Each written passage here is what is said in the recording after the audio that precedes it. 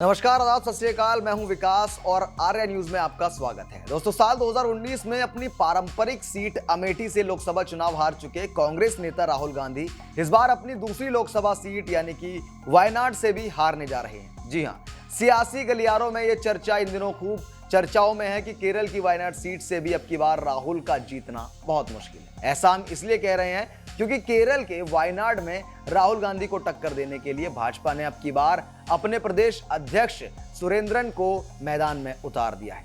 आपको याद होगा कि पिछले चुनाव में बीजेपी की स्मृति ईरानी ने राहुल को उनकी परंपरागत सीट अमेठी में हरा दिया था। हालांकि राहुल वायनाड से जीतकर संसद पहुंचने में कामयाब रहे थे। भाजपा ने 2024 के लोकसभा चुनाव में राहुल गांधी को वायनाड में भी घेरने के लिए जोरदार चक्रव्यूह की रचना कर दी है और वहां से पार्टी ने अपने मजबूत महारथी सुरेंद्रन पर दाव लगाया है। पार्टी आलाकमान का मानना है कि राष्ट्रवाद की आक्रामक राजनीति के धनी सुरेंद्रन इस बार राहुल का वायनाड में सूपड़ा साफ कर सकते हैं।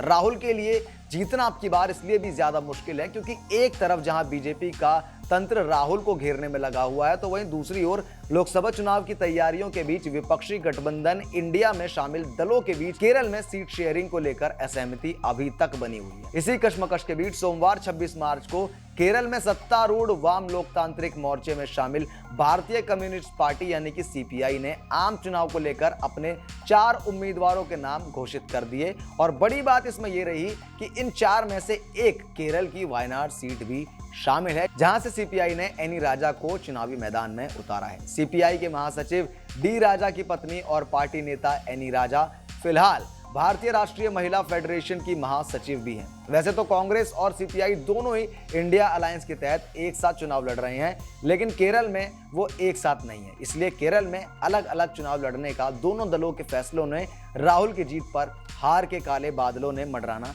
शुरू कर दिया है। एक तरफ बीजेपी के प्रदेश अध्यक्ष सुरेंद्रन वायनाड में दमखम भर रहे हैं, तो वहीं दूसरी ओर सीपीआई महासचिव डी राजा की पत्नी एनी राजा और पूरी वामपंथी मशीनरी राहुल को रोकने की पूरी कोशिश करेगी। राजनीतिक पंडितों का मानना है अगर अब की बार कांग्रेस और राहुल गांधी ने अगर थोड़ी सी भी ढील बरती इस सीट पर, तो इसका परिणाम भी अमेठी जैसा ही हो सकता है, क्योंकि राहुल गांधी पिछली बार तो अमेठी से चाहे हार गए हो लेकिन वायनाड से जीत के संसद में पहुंच गए, पर अब की बार अगर अमेठी भी उनके हाथ से निकल गई तो राहुल गांधी जो कि ऑपोजिशन के सबसे बड़े लीडर माने जाते हैं, वो संसद में भी नहीं पहुंच पाएंगे। खबर बड़ी है, आपकी जो भी राय हो इस पर कमेंट बॉक्स में बताइए। वीडियो को लाइक कीजिए और तमाम खबरों से रूबरू रहने के लिए सब्सक्राइब कीजिए आर्या न्यूज को। नमस्कार।